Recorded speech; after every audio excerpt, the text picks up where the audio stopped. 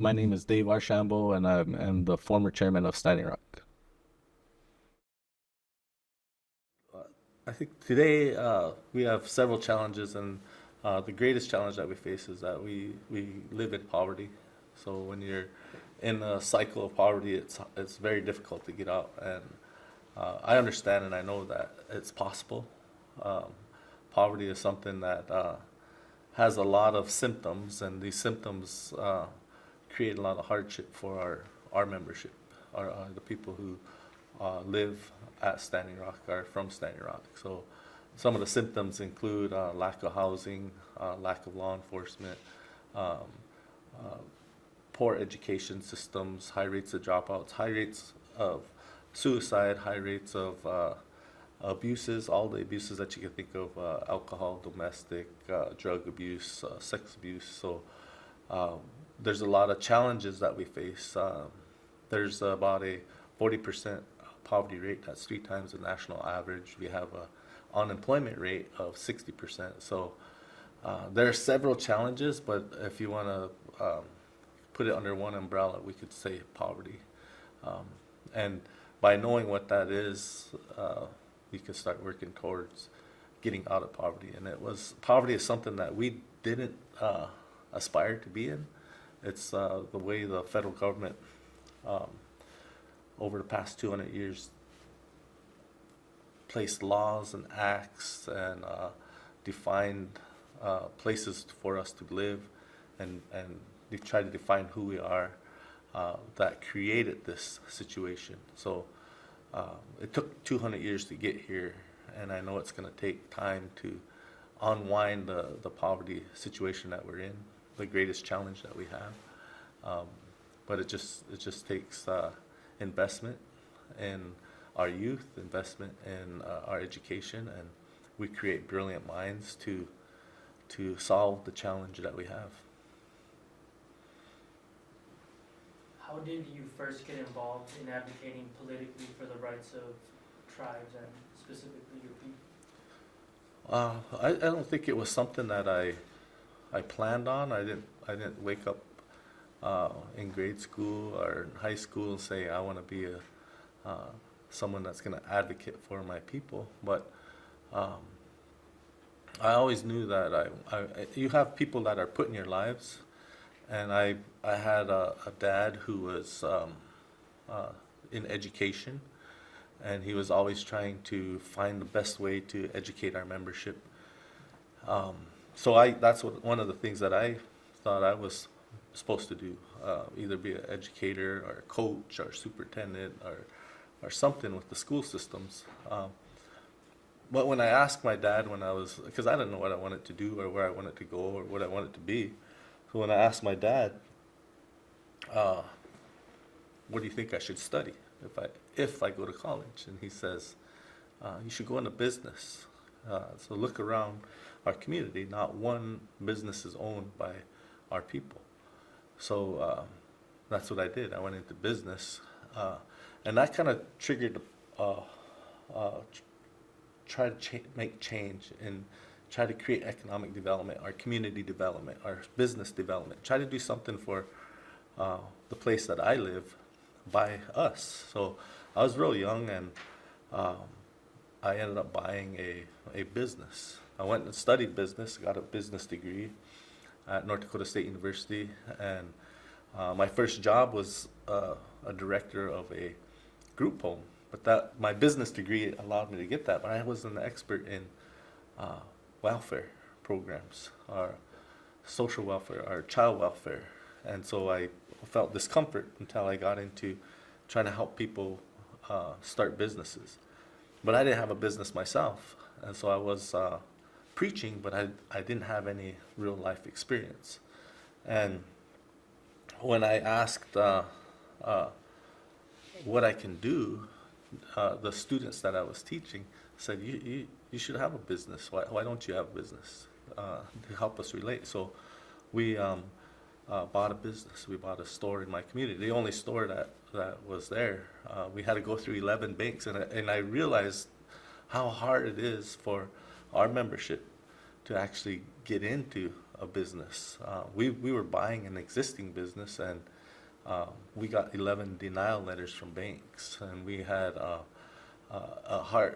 real hard way to finance a successful business because of the location and because of the different jurisdictions that exist within our lands. We have state and federal and tribal jurisdictions, and so it wasn't as easy, and banks didn't really understand how they can recover their money if I defaulted on my loan.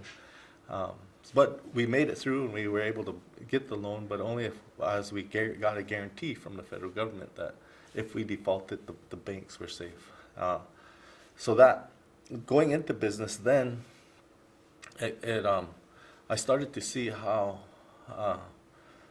when the laws that exist within our tribe are not working. And for example, back then we didn't have, this is long time ago, 16 years ago, we didn't have credit cards. We didn't have debit cards. And the way transactions took place was either through a check or through cash. And so and even the subsidies from the federal government were paper coupons called food stamps. Now it's an electronic EBT card, they call it, and it's a electronic transaction. But when someone would write us a check, it was rubber. You could throw it down and it'll bounce way over here, meaning they didn't have money in their account. So in order for me to recoup the money that I got into a product that they received and they didn't pay for it, I had to go to court, to the tribal court. And in the tribal court, there was a $25 filing fee. So I got a check that's a $10 NFS, non-sufficient fund check.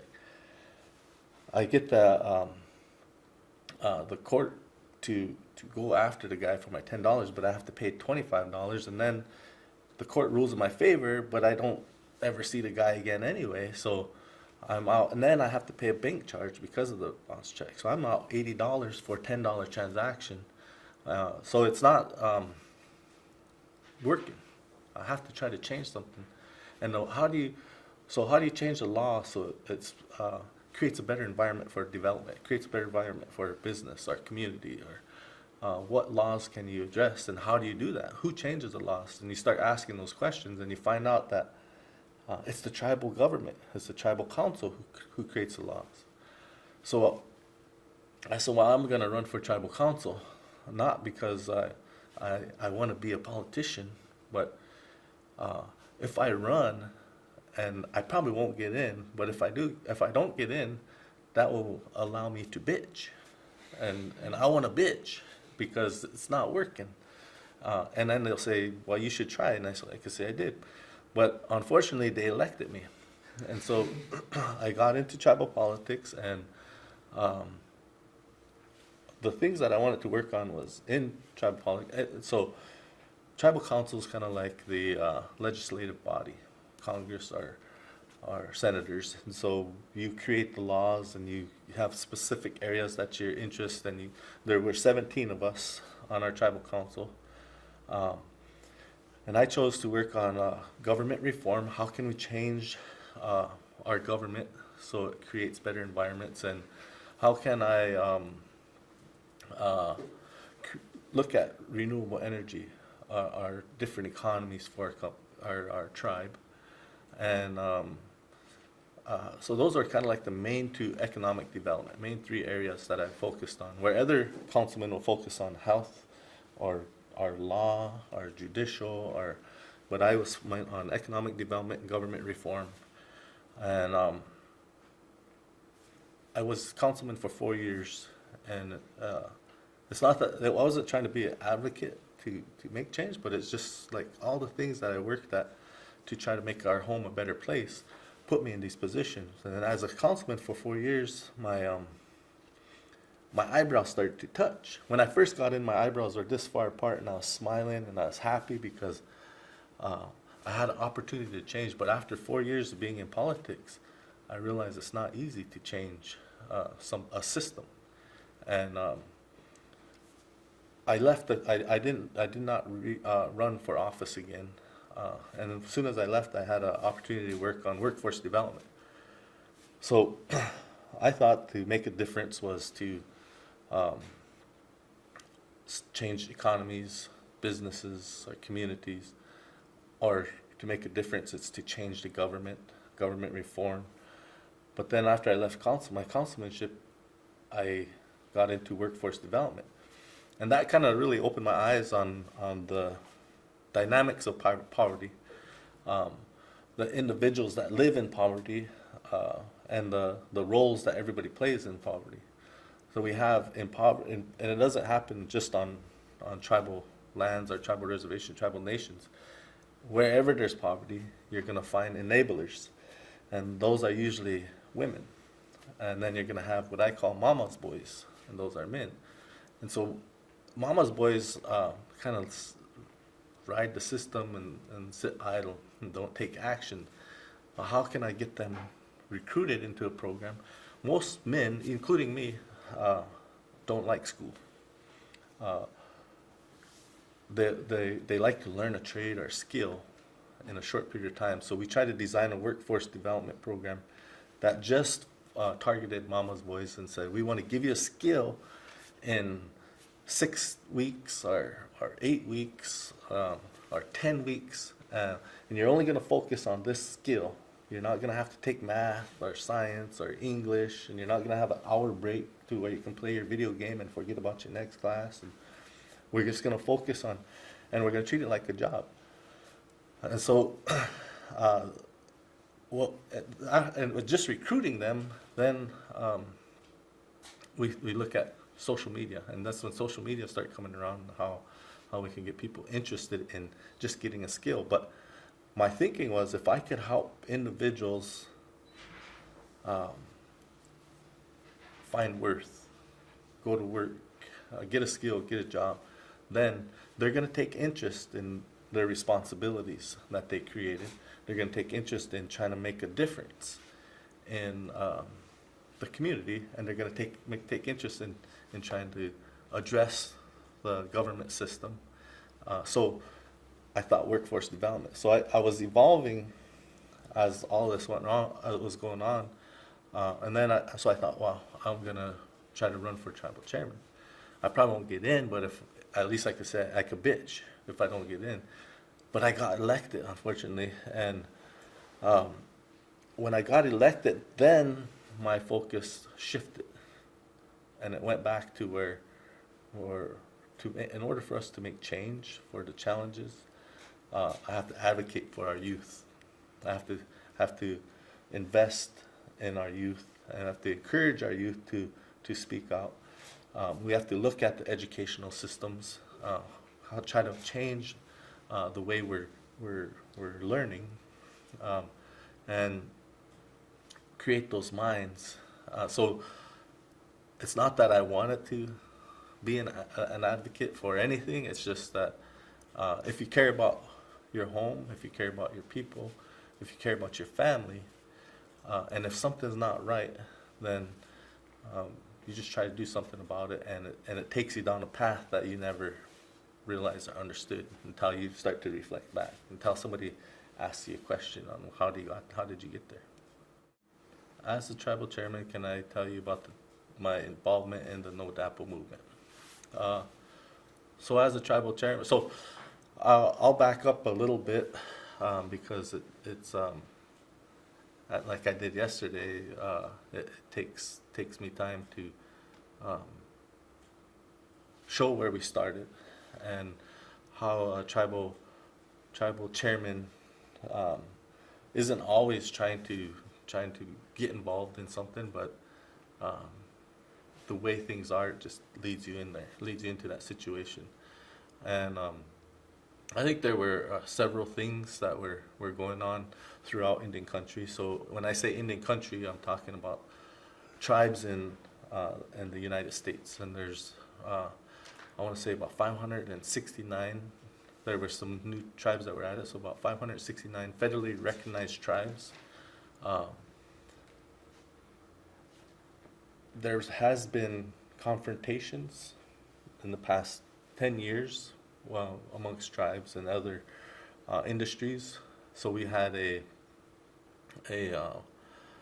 interstate that was disrupting Sacred Mountain by the Gila River tribe in Arizona. We had in, I want to say, New Mexico, Oak Flat.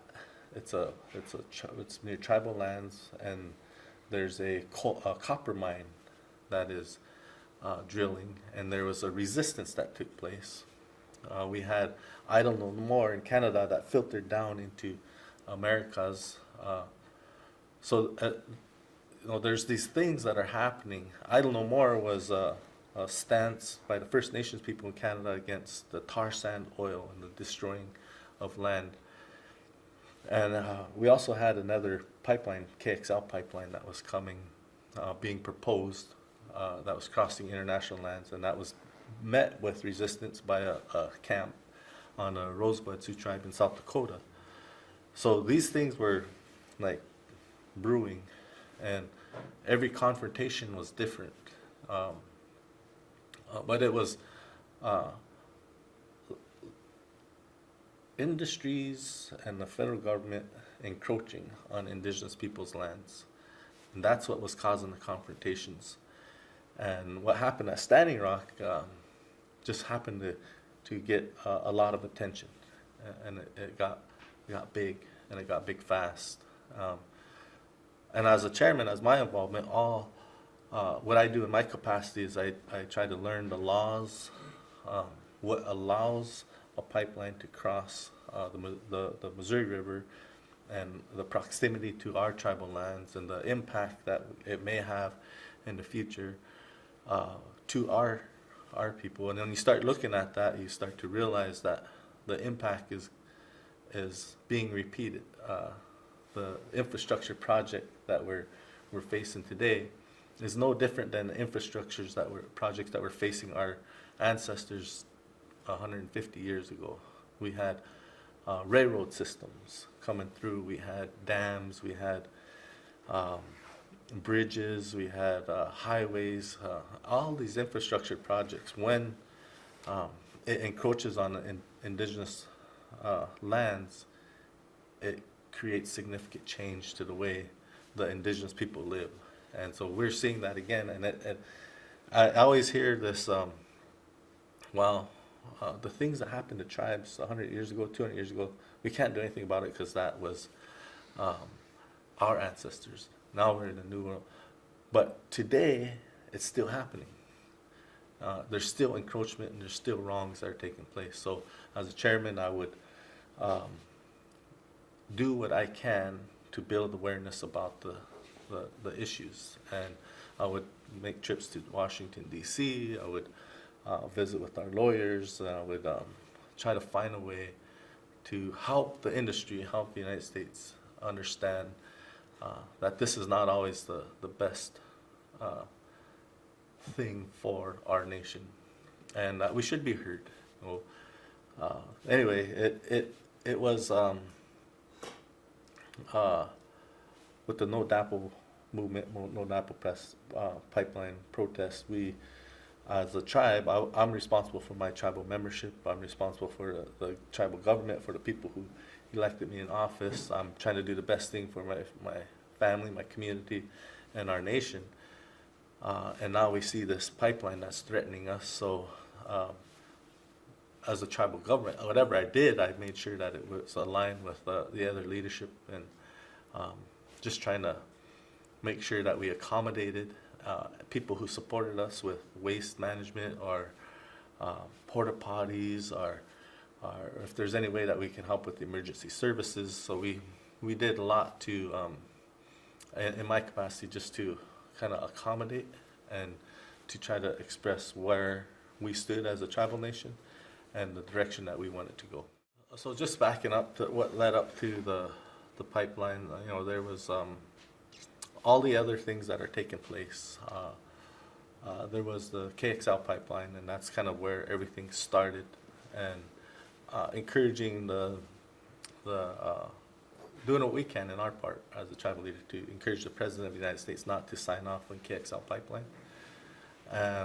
Soon after, the president decided that this is not a good thing. He did not sign on KXL pipeline. That was President Barack Obama. Then we learned of another pipeline, and this was in 2014. This other pipeline was the Dakota Access Pipeline. And we learned that the route was less than 500 feet from our tribal nation, and it was crossing underneath the Missouri River, which provides us our water supply. And so from that moment, we started to try to understand the laws and try to see if there's a way that we could stop it legally. And the way the United States is structured, the way the United States is set up, it's laws are put in place. So we have the Clean Water Act, and we have the Harbor Act. We have it's to protect water. We have the National Historic Society of Historic Preservation Society, that looks at sacred places. So we try to find the laws that give us some leverage. But the way these laws are designed and structured are for pipelines to actually get pushed through. There's a process that these pipelines go through or any infrastructure project. If it's interstate bridge or a railroad track, you have to put in an application with the national government, with the federal government, and it's called a scoping process. And there's a steering committee with all the federal agencies that have an application that you have to apply for. And each one of these federal agencies that have a jurisdiction on this project will give you a checklist to go through and to make sure you do to get the permit that you need. There were like the Bureau of Reclamation, the Army Corps of Engineers, Department of Interior, all these federal agencies. Then at the end, there's the state. You have to get the state's approval. Tribes don't come into play until the end when they say, we need to get consultation if you're going to be encroaching on indigenous people's lands. And this is how you get consultation done. So it's not that we ever have an opportunity to consent. When everybody approves of this project and it starts moving forward, at the back end, we have to go through the process. So that's something a strategy that we wanted to do was say, identify the flaw in that. And they're absolutely not breaking any laws by applying and by going through this process, but when the Army Corps of Engineers approves of an environmental assessment, in our opinion, they're breaking the law. So at that approval moment, which was in July 2016, we say we're going to bring a suit, either temporary injunction, temporary restraining order, which only lasts for 10 days, our preliminary injunction. So we started to go through the process in the courts. So that's one strategy, to deal with the court systems and understanding that court systems are never going to be in our favor because of the way the laws are created. And the laws are created by politicians, congressmen or senators. These laws, you got the House and the Senate side, and these lawmakers are influenced by industry. So, for example, I say the Koch brothers. The Koch brothers have a lot of resources that they throw at policymakers to say, this is what we need to put in the law, or we need to change the law so we could develop more resources, extract more resources, or whatever. So the Koch brothers kind of control. So after you understand how laws are created, then you're going to fight these laws in a federal court.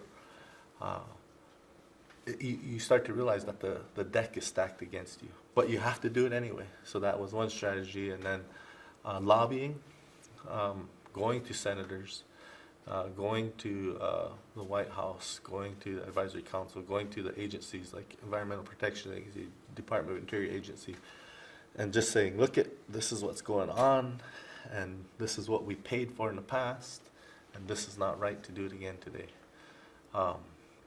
Whether they hear us or not, that's a process, and that's a a strategy politically. And then the other strategy is not something that we did as a tribe or a government. It was the grassroots people that stood up and said, hey man, we don't want water contaminated with oil. And it was coming from our youth. And if that was something that I wanted to do, is encourage our youth to speak. So we have to listen. And they started doing things like getting petition, and we tried to support them, getting petition signed to share with the Corps of Engineers. Making a run from Cannonball, North Dakota to Omaha, Nebraska to build awareness about this issue for the colonel to say, hey, this is not right. And then doing another run from Cannonball, North Dakota to Washington, D.C. So those are activities then we had grassroots activities. And all it is just building awareness. It's saying we're standing up against this force, and we're going to try to speak as loud as we can, and you're welcome to join. And that was with a social media platform. But so I don't know if that's what she was asking as far as recapping how we all led up to this. And following up on the social media part, how instrumental or detrimental was social media to the movement? It was most instrumental, and it was, in my opinion, I would say detrimental as well. I don't think we would have got the notoriety or the support if there wasn't social media. It served a purpose, and it was useful to share information about what's going on. And the reaches are unlimited. So when we look at the media structures, you have a local media system, you have a national media system, then you have mass media. The mass media is social media. You could reach the masses on the other side of the world. The national, you have like CNN or Fox or MSNBC or whoever, those C-SPAN, these are national media resource Democracy Now! That pick and choose what stories they want to hear. And then you have the local, but for us, the local media was like in the larger towns, the local news stations, and they have a bias on what and how they want to report, whether it's the local newspaper or the local TV stations. So between those three mediums, the mass media was most effective for us, and it opened the eyes for the national media. It brought attention for national media to come in, and we also had local news stations starting to pay. Every day there was something in the paper, whether it's something that we agreed with or not. There was awareness being built about around the issue. So social media was and does play an important part in trying to get information out. The detrimental side of it is, and this is something in my own opinion, is I don't have any form of social media. I don't have.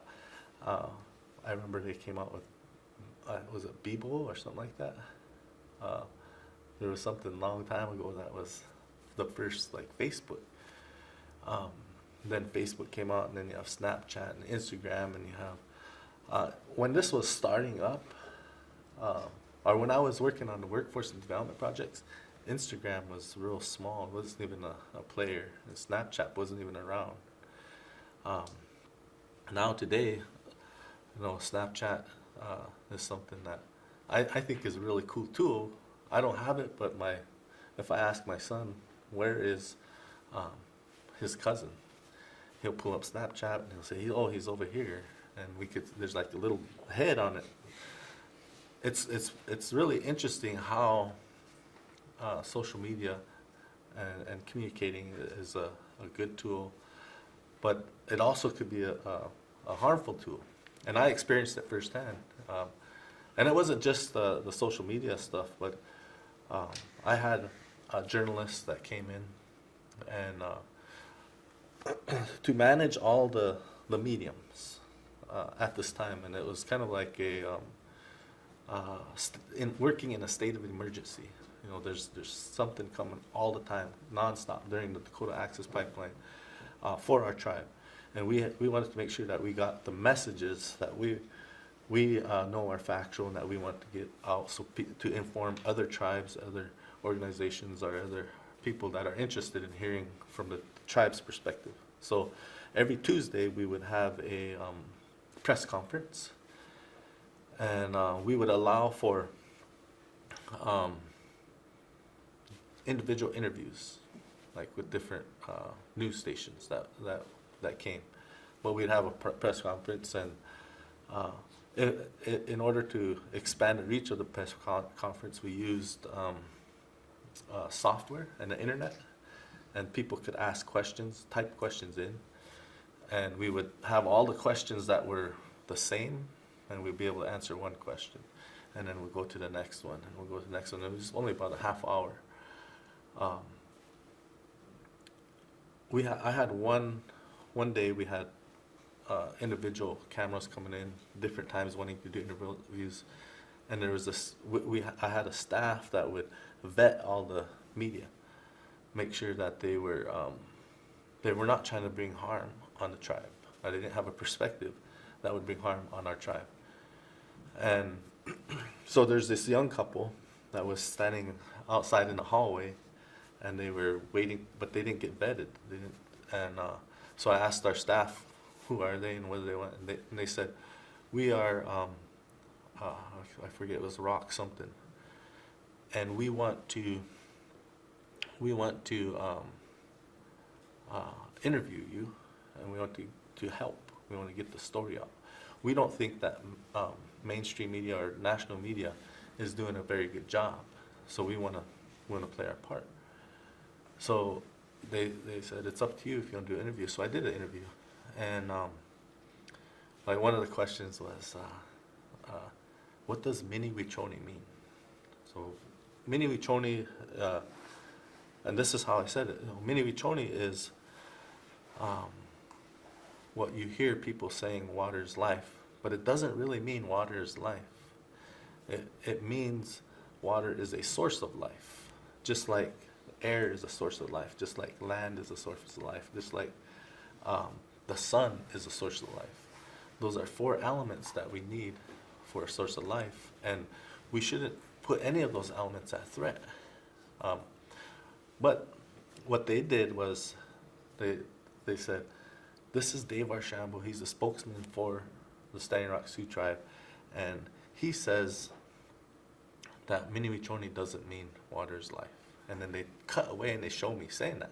And then so it's like this cutting and slicing to create a story that creates disruption and separates. And so, but that went out on YouTube, and social media took off on it. And then I started getting attacks, like, you know, I shouldn't be the spokesperson. That's, you know, I'm not trying to be anybody. I'm just trying to help the tribe get its information accurate. And these guys came and disrupted that. But the other time, there was a snowstorm on December 4th, 2016. It was a huge snowstorm. There were 23 cars that were in a ditch, and there was the UPS truck was coming with what we would call hard donations. So soft donations is money, hard donations with something concrete, physical that you hold. And there were semi-loads of trucks coming from UPS to Standing Rock, and they couldn't get to the camps because there was like 20 inches of snow. So they called the tribe, and I didn't have anything to do with this, but they said, we need to put these packages somewhere. And we had a warehouse, so we opened up the warehouse, and all these packages came, and they unloaded them. um, we called the people. There was Sacred Stone Camp and Lakota people, Law Peoples or something like that. We called them and they said there was like 80,000 packages, and majority of them were for Lakota Law people, like 80% of the packages, and then like 18% were for Sacred Stone Camp, and then there was some for the tribe. Like 3%, 2% of the packages were for the tribe. So the tribe took theirs, and what we would do is we'd try to find a way to get it to the camp. But we had all these other packages, and so we called the people, and I'm not a part of any of this. But that was a snowstorm, and what I said to social media, there was another outlet that came and said, we want to help. Can we record you? And this was December 4th. December 5th, there was 10,000 people. There was a snowstorm. There was starting with 10,000 people. You can't prevent all the illegal activity from happening. You can't assure that everybody's going to be safe, especially in a snowstorm. And then when it gets cold in North Dakota, it's negative 30 degrees, and that's not just for one day. It lasts for weeks. You had a threat of a flood, potential flood coming. We had aggressive law enforcement. More and more confrontations between law enforcement was getting more and more dangerous for people who were in these confrontations. They were using water to spray in freezing temperatures. So when I went on, I think it was December 5th, I said, I'm thankful that everybody came, and it's okay to go. You don't have to be here. And I listed all the threats and the dangers. It's okay to get out of harm's way. Now, what happens now, the people that are at the camp says, this is Dave Archambault. He's telling us to leave, and this is why. And they pull up this video on Facebook that when they came to pick up their packages, they were showing all these packages that UPS came and put in there. And it wasn't, he wants to keep these for himself. And then social media starts spinning. So the detrimental part of it was the alternative facts that come out. You know, there's always more to a story, and you have to find the facts. But when social media gets involved, it's slighted. It's only one side, and it could really be detrimental to somebody or to our tribe or whatever. So after that, the alternative facts start coming in on a weekly basis. This is his store.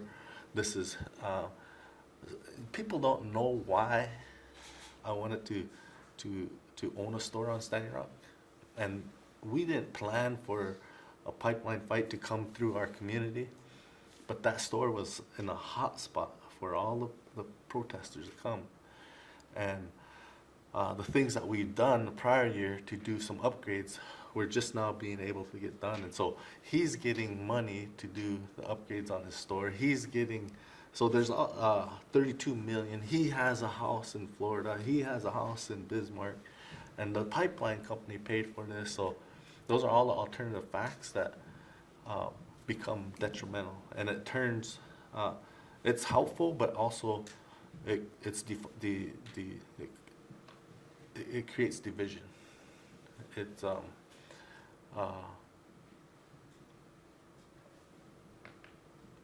things could be better if everybody knows at least the facts, but and don't take assumptions. But it's easier to read something that's negative than it is to know the truth. So that's a long answer to your question.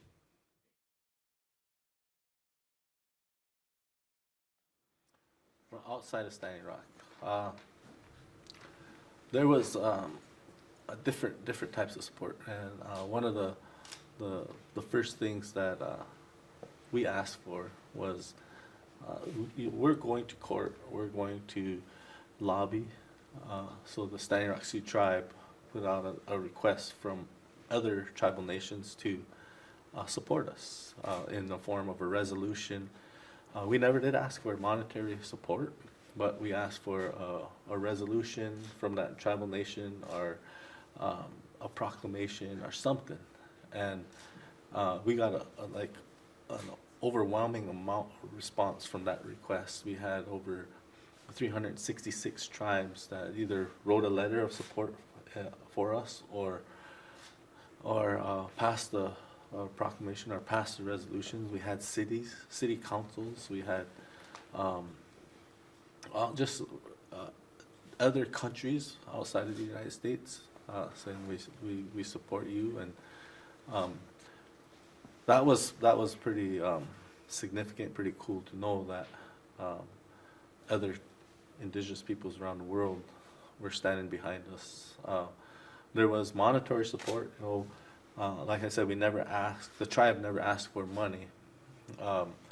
But there were so many different organizations that were coming, and we're in a camp, and there's not a central point, because other people are asking for resources. So other tribal nations, other tribal organizations, people that wanted to donate to the tribe start making requests, how do I get money to the tribe? So our tribe received about 11 million in a monetary support, and we can account for everything.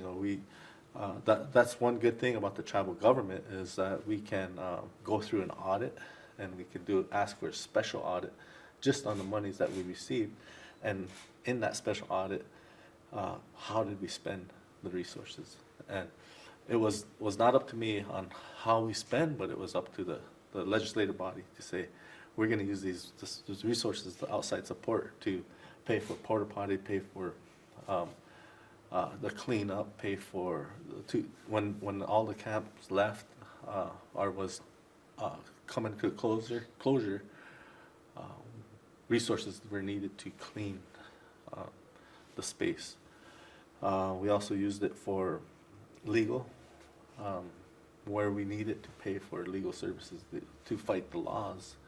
That gets expensive, it gets real fast. But outside of the tribal government, we received 11 million, and with GoFundMe, PayPal, all these different crowdsourcing capabilities in today's environment,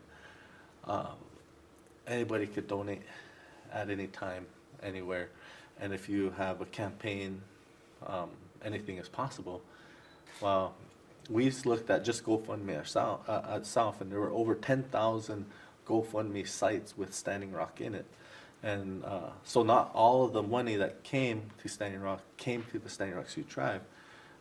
As a tribal government, we counted and we accounted for it, and we kept track of everything that came in, even the hard donations. We had a system, because people were wanting to donate in with letters, and they would put money in envelopes. So whenever mail was open, we had to make sure we had 2 people, and we logged everything, and then we would take whatever was logged to the finance office.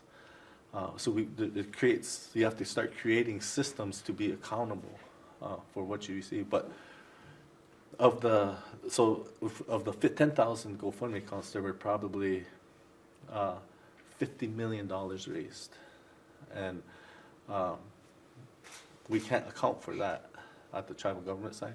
And you have to talk to individuals, or you have to talk to those organizations that raised it. And this became like the concept of money kind of became a focus for a little bit, and we had to start addressing it, and we knew that, that these resources are going to come in. How are you going to manage them, and what can we manage? We can't do anything else about anybody that is trying to crowdsource fundraise for their purpose, their specific purpose at Standing Rock. But then just getting support from congressmen. We had she's running for president. She's a congresswoman from Hawaii, Galbraith. She came to Standing Rock, and she's a veteran. So we had support from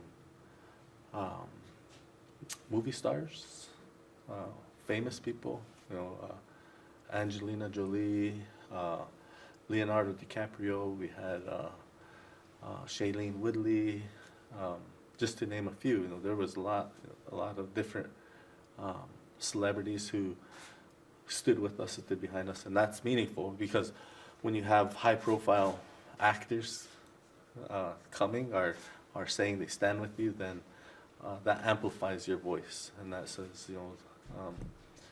there's something going on here. No matter how loud it got, the current president had cotton in his ears because he said he didn't hear anything about it, so he changed it. Can you talk a little bit about the type of support within Standing Rock? So we had, so within Standing Rock, that's kind of where the, if you're a tribal government, you're representing a nation.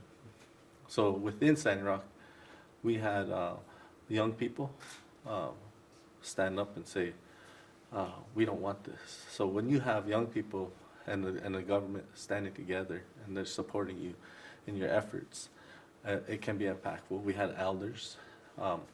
There was a genuine agreement amongst all that this pipeline is not good for our lands and it's not good for our people.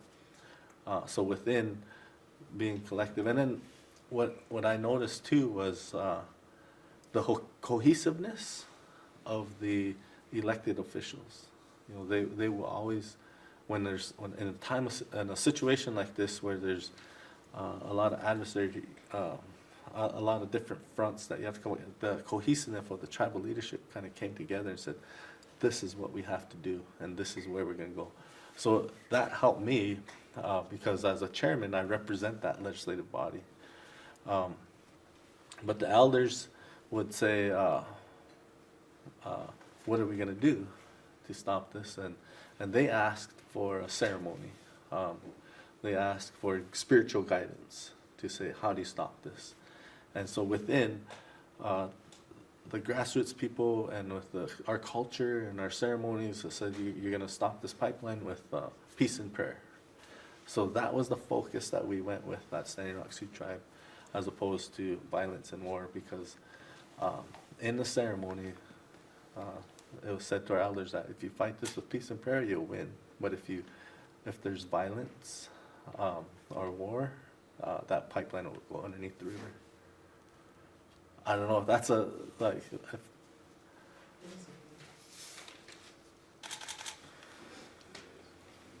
So following that, how do you or did you, or how did you at the time deal with the threat of violence from outside groups, or maybe from groups from within the community? How did I deal with violence outside or within our community, outside groups or within our community? Well, first outside, there were always threats and there's violence from different groups. So if you look at the law enforcement or the security company, those outside groups had violence coming at people standing up and exercising their First Amendment right. The use of mace, the use of percussion grenades, the use of freezing water and freezing temperatures. Those are forms of violence, and a lot of times you can't control when somebody does something violent. But what you can do is you can control how you react to that. And so what I always try to do is remind everyone that we're here in a peaceful, prayerful way, and try to coordinate with everyone and within at home, the people from our community or from the people that support the different groups that came. Let's collaborate and let's try to figure out what the best way to to do peaceful resistance. But it's not always easy, and as more and more people come, there actually isn't anything that you can do to control what's about to happen. And I was just thankful that we kept our message consistent, that this is a peaceful, prayerful camp, and that there wasn't a lot of lives that were lost. There was a young girl from my community who was hit by a vehicle because the increase in traffic that was coming through, and she had passed away. And there was a man, when everything was closed, that was found in the water.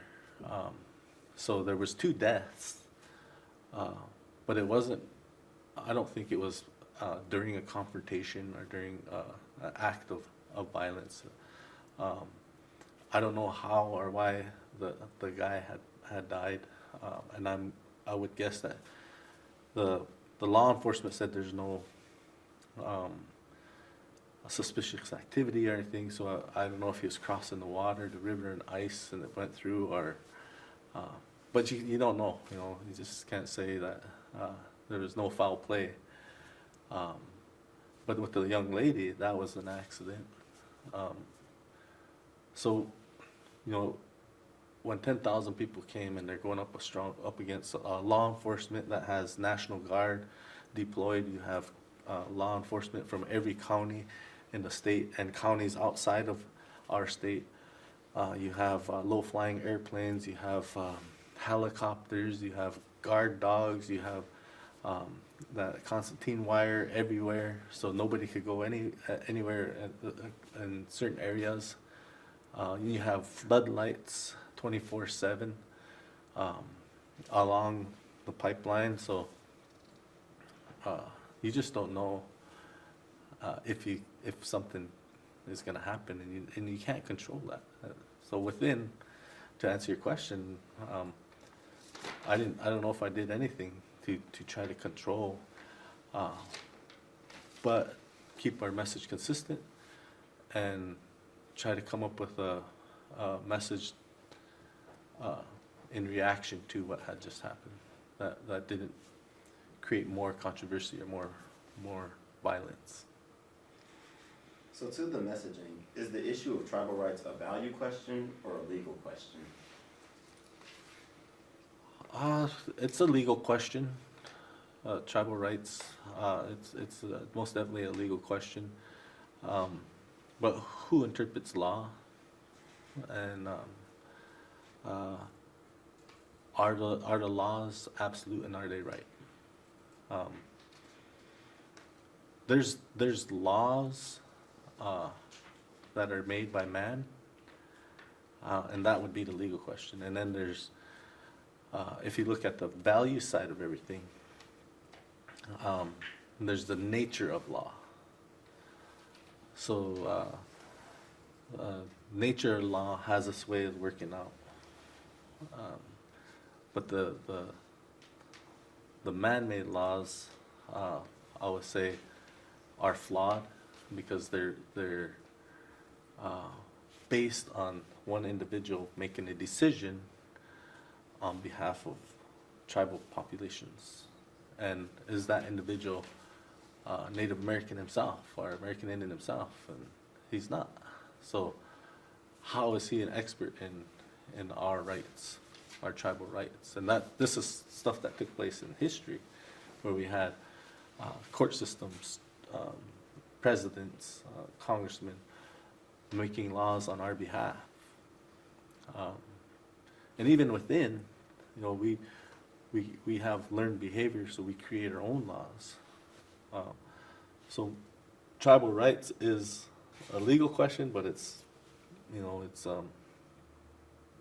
when you start talking about law, I'm not a law student, and I always say this in all my attorneys. I can't stand attorneys. I just tease them, but they're necessary. You need them to help understand the laws, and they have their. When it comes to tribal rights, they interpret the law, and from a tribal perspective, we can say we don't agree with that. So with the No Dapple movement, we saw that it ended up being a culmination of different actors, different players, different organizations coming together. And so with that, what would you say is the reputation of NGOs among the Standing Rock Sioux?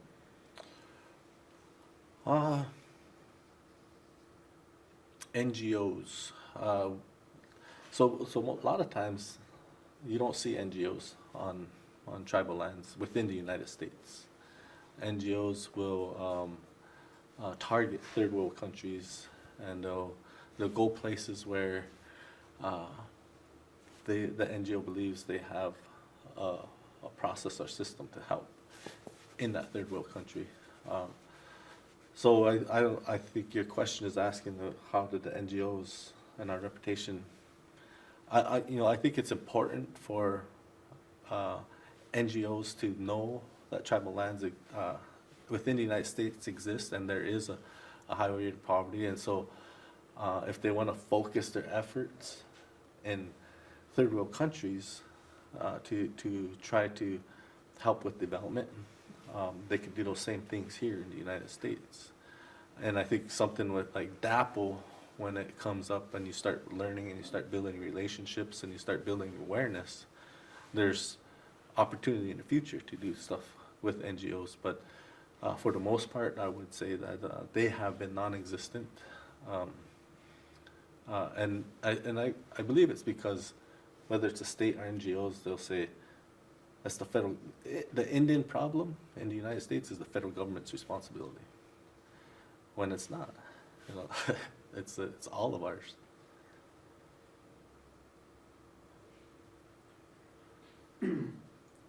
How do you change someone's mind or get them to start caring and supporting Indian or indigenous rights? You kill them with love. I don't know if you can change someone's mind. I think you're just building a relationship with somebody. There's all kinds of relationships that, when established, can make change. But until you truly understand somebody's background, truly understand where they come from, truly understand how they live, and actually attempt to experience and live in that, you're never gonna change your perspective. But you're never gonna get an opportunity to be in somebody else's shoes until you build a relationship. And same for us. We have to, indigenous peoples have to reach out and share experiences. And there are people around the world that want to learn from indigenous people, and they want to share an experience because there's meaning in our native culture when you connect with Mother Earth.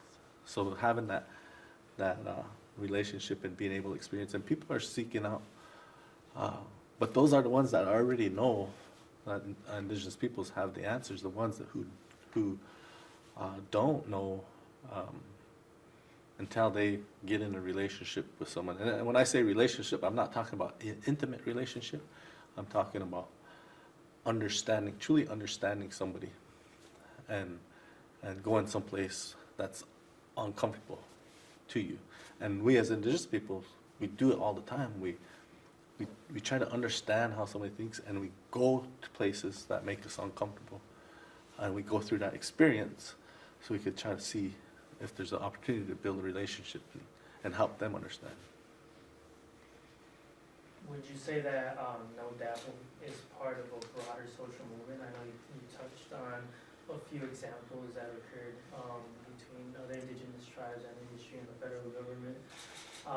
And you also talked to us yesterday about, it's more of a struggle for the protection of Mother Earth. So would you say that No Dapple is part of this bigger social movement than just these small situations occurring? So is No Dapple part of a broader movement than just something specific to an area, place, or moment in time? And yeah, it is. there's a lot of movements that are happening that were going on before NODAPO, and that continue to happen today. We have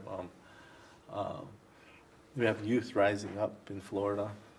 So there's these social movements are starting to create change, and it's slow. It moves real slow, but there's Black Lives Matter. That was happening way before. Women rights was happening way before. So the broader, and I think there's like this sense of we have to do something. We have to do something because it's not right. Something's not right. And some of the wins that you see from all the movement, from the broader movement, is the people that get elected into Congress. If you look at last year's Congress and you look at the newly elected that came in, and even if you watched TV last night, whenever the president gave his address, and the women who wore white, the women who were elected, that's a result of these social movements. And the woman, the way a woman thinks is different than the way a man thinks. A woman is caring, like a mother on issues. And when you start looking at the greater global movement of saving Mother Earth, there's a lady that's elected to Congress from New York, Cortez. And if you listen to her talk, she's talking about climate change. And that might be her debate. And I'm not talking about, I'm not debating whether or not global warming is real, and let that argument be left to the scientists and to the politicians, but we know there's certain things that are happening. And Cortez is starting to, in her platform, build awareness. This is a part of a global movement, and I think there are more and more millennials, your generation, that are starting to realize, we have to do something. We have to make a change, or our children are not going to have a future. And that's like, how did we evolve to this situation that we're in today? Every person in our past tried to create something better for their kids. So they went through hardship so that their children would have to go through hardship. And then those children went through hardship or did something so their children would.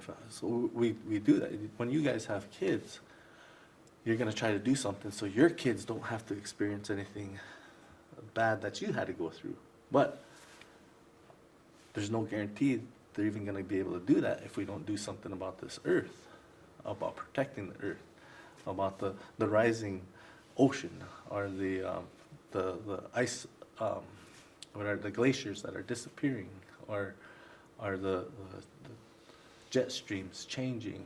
There's even today, you'll see in the news, the North Pole magnetism is changing, moving over to Russia. So there's things that are just like factual and evidential that are changing, and you guys are saying, let's pump on the brake and let's everybody get in their lane and let's do what we have to do to make a difference. And that's the global change, and we're putting people in office that are starting to be in line with your thoughts. Now that your tenure as chairman is over, what is your role in advocating for tribal rights? As a chairman, I was focused on my tribe, right? So I was in an area where there's high poverty. I was trying to address every issue that came at me, and it was all local. It was all internal. But now that I'm not a chairman, I have the ability to work with other tribes. And so I'll help other tribes in different areas, whether it's with understanding, internalizing, and interpreting laws that benefit the tribe are looking at ways to develop, whether it's renewable energy or any type of development project opportunity that brings resources to that tribal nation. I think it's real unique and fun to work with other tribes and find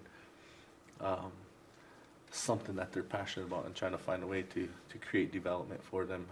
And at the same time, now that I'm not chairman, I get to try to share a story.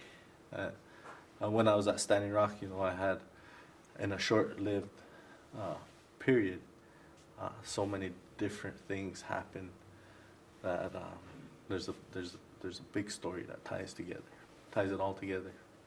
So it's not so much advocating for tribal rights, but if a tribe is able to develop and focus, they'll maintain those rights that they inherited. So, final question. What advice would you give to students who care about social justice? It's a challenge. Social justice is a challenge, but it's not something that you can't do. If that's your passionate, then I encourage you to explore it and learn as much as you can. Learn about the laws. Social justice is